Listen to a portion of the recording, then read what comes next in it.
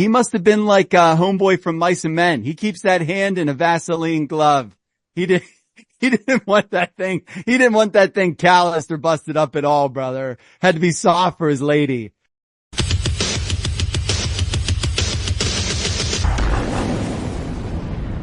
"1993 was such an awesome era of WCW, especially with Halloween Havoc and Spin the Wheel, Make the Deal. And in fact, better than ever in 1993. We're going to take a look at the main event, which was Cactus Jack and Vader in a Texas death match. This entire show is just such a mixed bag, but where do you want to start with this show, Teddy? So we need to get into the backstory first. So Vader and Foley, who's Cactus Jack at the time, are feuding with each other earlier in 1993. And keep in mind, this is when Vader was a killer. This wasn't getting tantrum kicked in the face against Shawn Michaels at SummerSlam 96. This dude was the mastodon, okay? And he and Cactus Jack are in a match that spring, and Vader literally kills Jack to death. He power bombs him onto concrete, skull thuds. Foley's legit concussed, and he needs to take time off. While he has the time off, he also decides to get a knee surgery at the time, so he's going to be out for a while. And to write him off, rather than just go with the regular injury angle and then have the comeback later on, WCW's bookers decide to do an angle where Cactus Jack has amnesia and he's lost in Cleveland. And that's its own separate show, and we'll probably get into that at some other time. But for right now, this match is Cactus's revenge against the man that rattled his brains just a few months before. So let's go from a zany angle into one of these infamous zany WCW pay-per-view intros. John, take us to the start of this show. So the show kicks off with the kids trick-or-treating, and the little vampire has a great idea, but the witch is tired and wants to go home. And besides, Halloween Havoc is about to start. Dramatic music is playing and there's creepy music playing as well. Fingers tap inside the house. The kids approach. And it's legit. This is feeling like a scene from Ernest Scared Stupid, which is an all-time excellent Halloween movie. Give Ernest a quick plug right here. One of the kids dressed up as Sting, and he's wearing like one of the best Sting shirts you're ever gonna see. And the doorbell sound is a scream. Awesome. And of course, who answers the door but Tony Schiavone? And the girl asks why he isn't at the pay-per-view. Then Sting asks what the smell is. And Tony says his wife is baking cookies, only the kind a mother could make. Early Lois plug 20 years before WHW made her famous. Isn't that awesome, dude? That he has that little...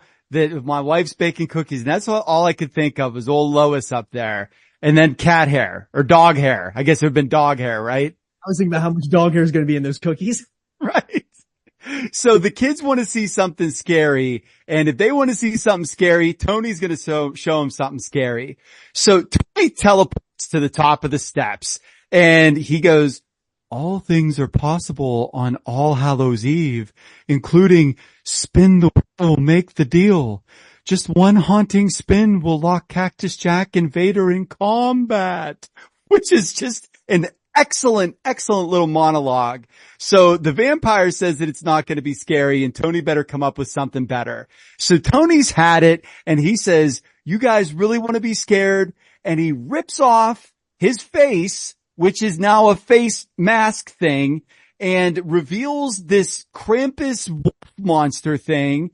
The kids scream and run away, and we cut to the wheel, and let's go, man. Before we move on, I do have a scoop here. So the scoop is that the little boy, I believe it was the vampire in the scene that he's face to face with, Tony is, that's actually his son, Matt. So that's a big show nugget I got for us tonight. Wow. Excellent digging there, brother. That's excellent. So back to the show. We are live from New Orleans, and a guy in a wind jacket, half unzipped with no undershirt, is pumping his arm. What a vibe. We get Eric Bischoff in Confederate soldier gear. That's very fitting. He says that it's time to spin the wheel and make the deal. And Tony is dressed up as Jesse. Dude, I died. I died when they cut to him. Jesse is Bourbon Street's #1 gynecologist, and a woman behind him, like the two crack up, or they're just laughing at this whole entire thing. That is insanity. We're off to a hot start at Havoc 93. He steps in, dude, and he has on that Wicked Doctor outfit or whatever. And when he says that gyno line, that woman just right on camera, she's dying. And I was just like, all right, man, we're all in on it here. We're all rowing the same boat. So it's the second ever spin the wheel, make the deal. Anything can happen, they say, and it's going to. So we cut to later on in the show. We just finished the time limit draw between Davey Boy Smith and Steven Regal. And now we are at General Bischoff standing at the wheel. So Vader comes out to a chorus of boos. And then he's there with Harley Race. He's doing who's the man? Who's the man? So Vader's barking and Harley Race goes, the time has come. Vader, give it a spin. So it's just like give him the heater, Rick, from Major League, dude. So Vader opens his arms, grabs the wheel, and he spins it so hard that pyro comes out of the sides, which I thought was hilarious. It slows down and it lands on Texas Deathmatch. Bischoff makes it official, and let's go back to the ring, man. Capetta comes in with the heat when we get to the match. He kicks us off with it. We've spun the wheel. Now it's time to make the deal. And the rules here are basically that it is a last man standing match. But before we get to the 10 count for the last man standing, we have a 30-second rest period. And it's just so confusing. I don't understand why we have to have a 30-second rest period for falls, but the falls don't count. All that counts is the 10 count. It's so confusing, man. I was like, why do we have these stupid stipulations? Just make it a last man standing match. If we wrote this to the Observer newsletter mailbag, I do believe that we would get a 37-minute long diatribe from Dave Meltzer telling us that this is how Texas Death Matches rules were laid out for decades. Because the bad thing is I do think that this is historically how it goes. It's just looking back at it 30 years later, you know what I'm saying? Especially having seen all these last man standing matches, it does sort of stick out. If you think about it though, what we have here is you must be counted out for a pin, and then there is the 30 seconds. And if you are unable to get up after 10 after that, then you're completely incapacitated, which does make sense. My question is though, is that, and we didn't see it, but like, what if there was a submission? Yeah. Do we have a 30 seconds after a submission? We didn't need it because we didn't have it, but just a little question that I had. So yes, I do think that technically it was the traditional way that it went, but it is certainly something that we aren't used to seeing here in 2024. Yeah. To quote Capetta though, the Texas Death Match, no disqualification. Falls don't count. 30-second rest period between falls. Action can take place anywhere in the building, and the match continues until one man cannot get to his feet after a 10 count. So that's literally what we heard in the arena, and that's what I was going by. So we had Vader and Race come to the ring. He's the WCW World Heavyweight Champion. Champion of the world, have no fear. I'm the man who has no fear and fears no man. Vader screaming into the camera. I absolutely love it. Cactus comes out. Tony tells us the Cactus Jack has lost his memory, his home, his family, his bag, made it back and got his bag back. I don't know about his family or his home or his memory, but he did get his bag back and now he's back here. Holy hell, man. What a start. Well, and the other thing about this match too is that there's no belt on the line. Why is the belt not on the line for this match? That was another complaint that I had. Yeah, revenge and gore. These two, they start duking it out early. They're trading blows and Vader smashes the post with a strike. Jack then hits him with a chair and these two, they are going at it and it is awesome. And immediately, RIP the Vader mask. The Vader mask gets ripped off right away. And the rustiest chair. Dude, I could not stop thinking about this chair because we're going to see it throughout this entire match, but that is the rustiest chair I've ever seen in my life. And it's just hanging out ringside and it just gets pelted over Vader's face. How did he not start gushing with that? He probably needed a tit after this match. Oh, without question, dude. I called it the rustiest, crustiest chair you ever saw. And also in this exchange, Jack bites him. A fan hands Jack what I thought was an iPhone charger in 1993. Like I thought that this was just like time seated. Tony though calls it a camera, and that makes a lot more sense. And so the crowd's going wild. Jack hits the bang bang, and now we go into the ring. That clothesline and corner punches had to have been a receipt for that chair shot. They looked mean. Oh, dude, you couldn't pay me to take the lariat and the boot and all that afterwards. While this exchange is going on, Tony reminds us that the world title is not on the line. Jack gets thrown to the outside. Vader tries to suplex him back into the ring, but Jack reverses it, and then he suplexes Vader onto the runway, which is awesome. How hard does that ramp have to be? And whoever built that, I need you to build me a house because that budge. Yeah, it didn't budge, brother. You got that right. That thing was built Ford tough. So right away after this spot, Jack's bleeding, and he's bleeding around his eye, and it's hard way, obviously, because Vader is in there throwing live hammers at him. So Jack hits a reverse suplex. He starts laying in rights of his own. Race then comes in as slow as anybody possibly could with that dirty freaking chair. Dude, I exploded when the rusty chair made its way back. How did it again? And that's just it, man, at this point, it almost had to be ribbing somebody, right? Yes, it had to have been. So Jack blasts him, him being Harley Race. He takes the chair, and then he starts pounding Vader with with tetanus right into the graveyard, dude. And like, they just fall into a pit. I was like, where did they go? Are they buried alive? I could not figure. I was like, where are they going? Yeah, dude, the whole scene is awesome. So they go into the R.I.P. Vader grave, which I thought was a really cool little, twist or turn there. So Cactus climbs out all bloody. And again, his whole eye socket is a mangled mess. He gives the bang bang. I love that Nick Patrick was like, I ain't going down there, dude. He wants none of that mess. Yeah, no, there's absolutely no way he was going down there.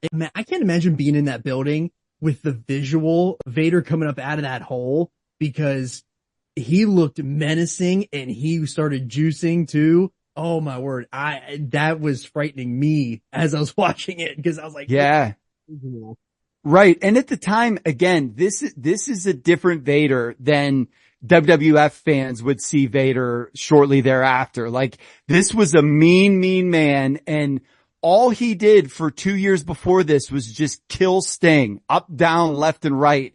And so, yeah, this guy was a menace. So Cactus's face, as we said, it's a bloody mess, and his eye socket is just disgusting. Vader, as you said, comes up. He's bleeding. Absolutely got a couple of kisses from a razor blade down there. When you think of horror, that is on a new entry to the list, because Vader coming up out of that grave was terrifying for me. I can't emphasize it enough.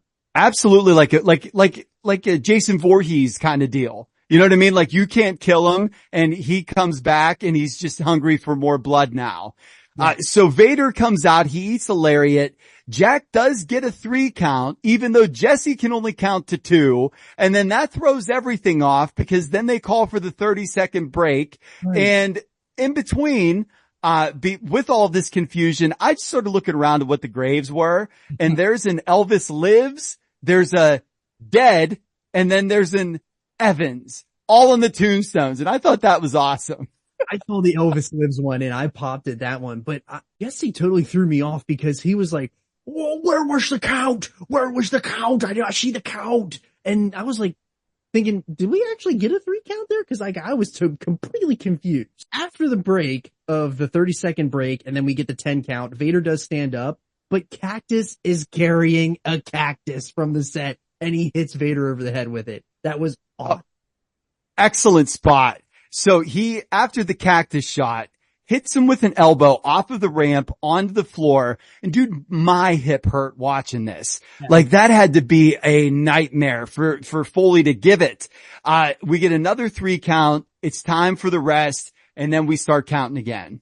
And Nick Patrick gave you the softest count ever. Brother didn't want to hurt that palm on the concrete jungle down there. No, he must have been like a homeboy from Mice and Men. He keeps that hand in a Vaseline glove. He didn't want that thing. He didn't want that thing calloused or busted up at all, brother. Had to be soft for his lady. So Jack is getting this like soft little Jack, like chant, which is awesome because this was his first ever main event as a babyface. And now he's starting to get some traction and that's really cool. So Vader gets up, he's eating boots from Jack and then he reverses and starts wailing on Cactus. Jack eats a headbutt and they're still brawling all around the ramp. Jesse says they're both bloody messes, but the positive is they were both ugly to begin with. So they aren't going to get any uglier. And I freaking died at that line. The OMG moment of this match, though, for me was whenever Vader snatched Cactus off the ramp. I gasped because I thought he was going to end the match right there. He had the look in his eye that like, I'm going to kill this man right now.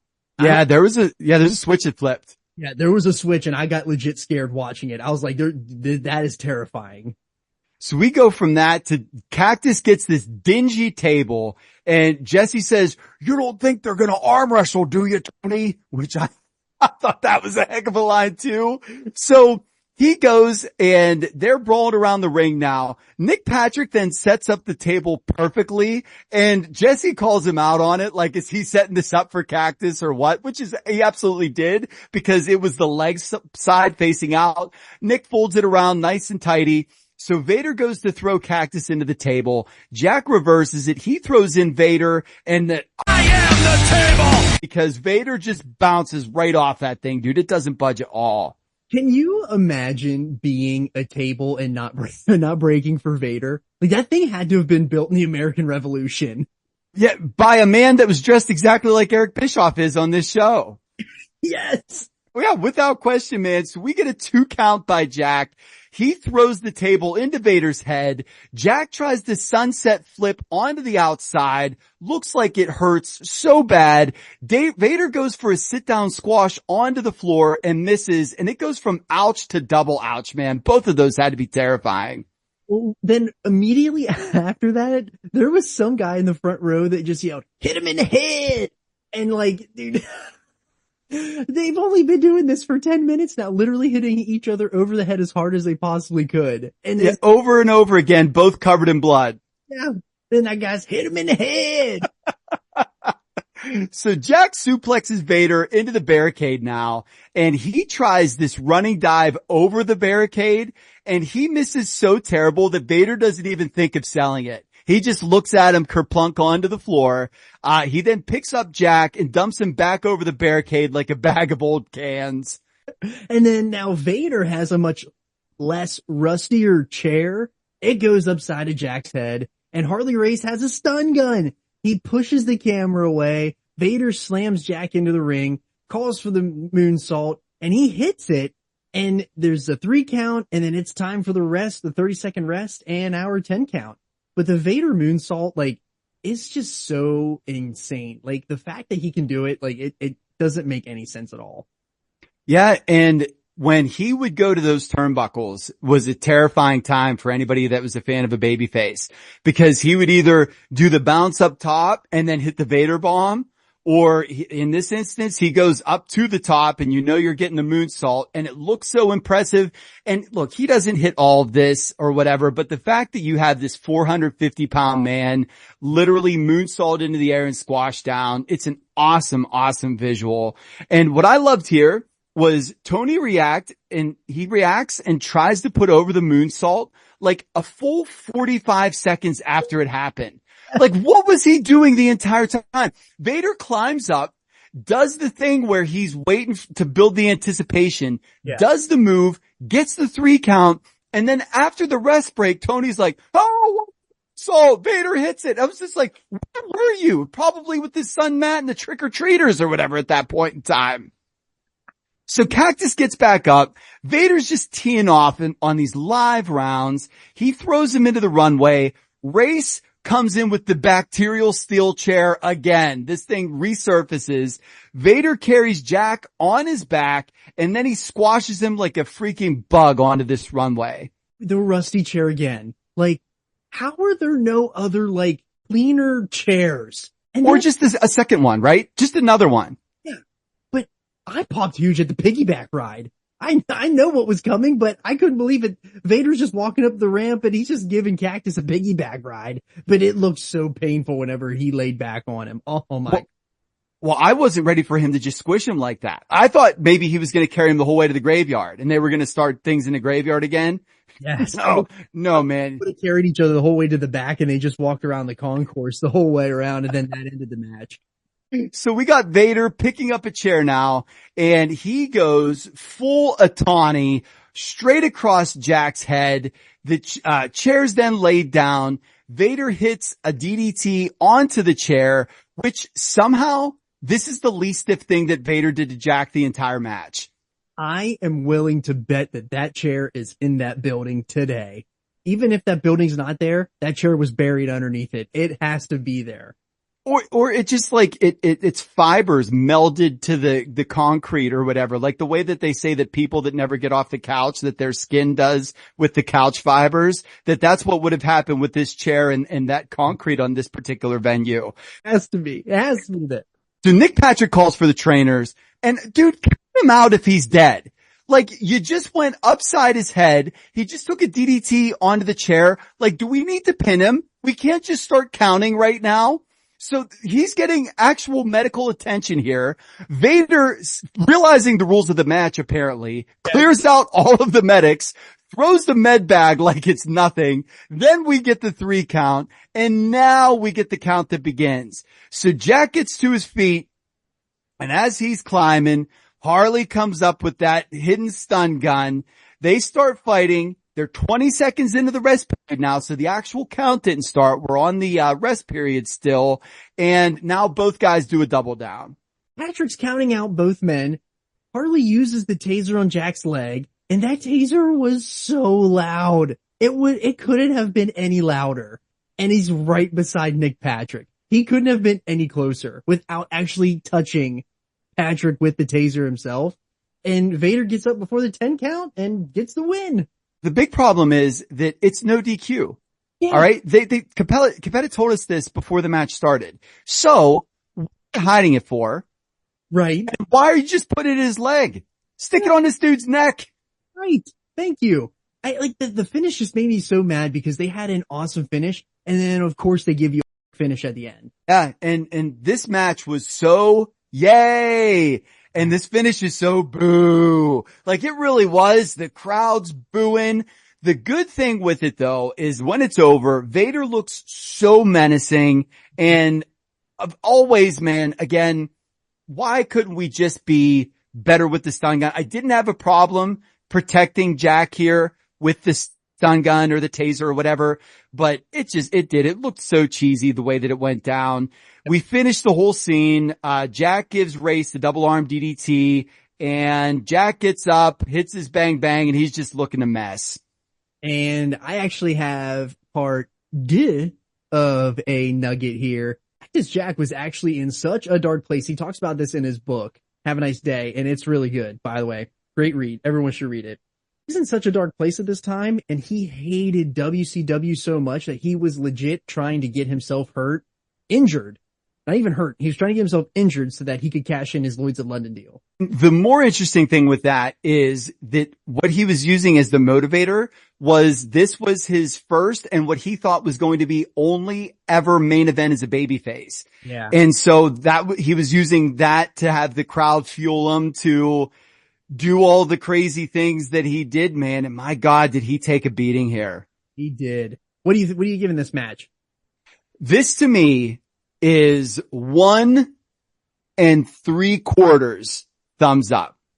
And it's because of the finish. If we had a more violent looking, and I don't mean actual violence, but a more violent use of the taser, or if we had no taser at all and we just had Vader somehow stumbles up, I think that this is easily 2 thumbs up. But they poor WCW, man, they can't get out of their own way sometimes. And so yes, this is a 1 3/4, 1.75 for me. What say you? I want to give it, I really do like your 1.75 grade here. I want to give it a 1.5, and I'm only taking off that half because of the stipulations. That should count as a negative point, but I can only give it a half a point because the match was so good. And then I want to take off another quarter point because of that finish. Like that finish, I was so excited. I don't hate the stun, like what you said, I don't hate the stun gun being used. I hate the way that they did it. It made sense to the match kind of to use it, but I just hated the way that they did it. And what's really cool is this is 1993. Like this is violent, man. And it's, I don't mean to put it this way, but I have no other else to say it. It's very entertaining violence. Like this isn't pizza cutter, broken glass, thumbtacks. It's just dudes beating each other up, and it's awesome. Yeah, it is. It is. So let's say what do you think in the comments? Let us know what you think about this match. Make sure that you subscribe to the channel. It is the best way to support the show. Make sure you hit the like button as well. We will be coming back to you next week with another awesome episode. We are going to be covering a match from Crown Jewel. So we'll let you on that for the week. But I'm Johnny Big Show. I'm Teddy Mongoose. And we just called it in the ring.